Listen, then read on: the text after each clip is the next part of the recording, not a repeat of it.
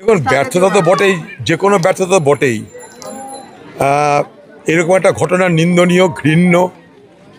একটা গরিব পরিবারের, দরিদ্র পরিবারের একটা বাচ্চা মেয়ে, সে পড়াশোনা করে বড় হতে চেয়েছে, তার উপরে দুষ্কৃতিকারীরা পাশবিকভাবে আক্রমণ, তাকে বেইজ্জত করে, তাকে গণধর্ষণ করে, তারা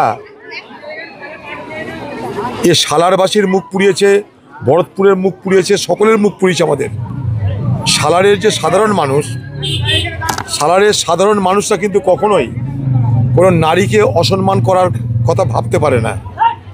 এই সালার, তালিপুর, এই বিস্তীর্ণ অঞ্চলে আমার আজ থেকে যোগাযোগ নেই।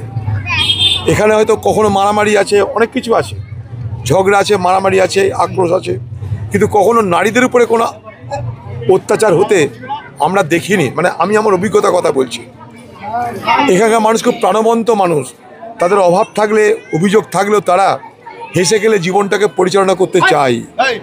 কিন্তু তাদের জীবনে এক দুঃসহনীয় ঘটনা ঘটে গেল। একটা গ্রাম, এমনি একটা গ্রামের মধ্যে একটা মেয়ের যদি কোনো রকমের বেইজ্জত হয়, তাকে যদি কেউ ধর্ষণ করে, তাহলে তার ভবিষ্যৎ বড় অসহনীয় হয়ে ওঠে, তার সারা জীবনটা অসহনীয় হয়ে ওঠে। একটা গরিব পরিবার, তারা তাকে বড় করবার চেষ্টা করবার আগেই তার উপরে যে আক্রমণটা হলো, তাকে যেভাবে বেইজ্জত করা হলো, ধর্ষণ করা হলো, তাতে সেই মহিলাটার ভবিষ্যৎটা বিপজ্জনক হয়ে গেল।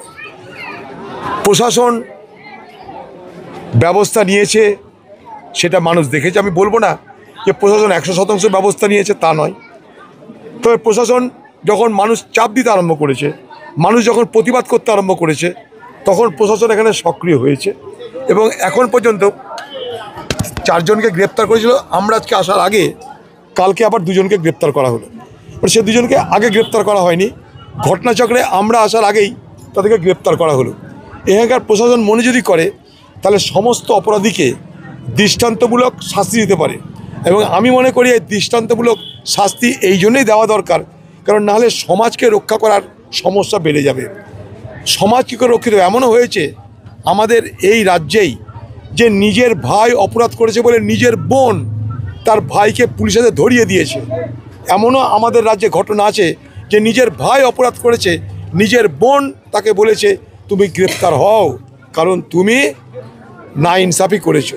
তো সেই বাংলায় দাঁড়িয়ে, সেই সালারে দাঁড়িয়ে এখানকার মানুষের কাছে আমার দাবি থাকবে যে রাজনীতি যেখানে যে থাক, কিন্তু কথা হচ্ছে আমার ঘরের মা বোনেরা, সন্তানেরা, তাদের নিরাপত্তা নিয়ে তাদের উপর আক্রমণ করার মধ্য দিয়ে আমরা আমাদের পাশবিক আচরণ যেন প্রকাশ না করি। এটা নিশ্চয়ই আমি দাবি করব। এবং আরেকটা কথা বলেছি যে একটু আগে বললাম যে এখানকার প্রশাসনকে একটা কথা বলবো যে অপরাধীদের দৃষ্টান্তমূলক শাস্তির ব্যবস্থা করে আপনারা প্রমাণ করে দিন যে হ্যাঁ, প্রকৃত অপরাধীদের বিরুদ্ধে আপনারা কিছু করলেন, যাতে এখানকার মানুষ ভরসা পায় যে হ্যাঁ, এখানকার প্রশাসন সত্যি একটা দক্ষ প্রশাসন। আমি শুধুমাত্র প্রশাসন এখানে দোষ চাপিয়ে আমি সব কিছু বলতে চাইছি না, কিন্তু প্রশাসন বলে তো বাংলায় কিছু নেই। প্রশাসন বলতে কিছু থাকতো তাহলে বাংলায়, সারা বাংলা জুড়ে এই বর্বরতা তো হতো না।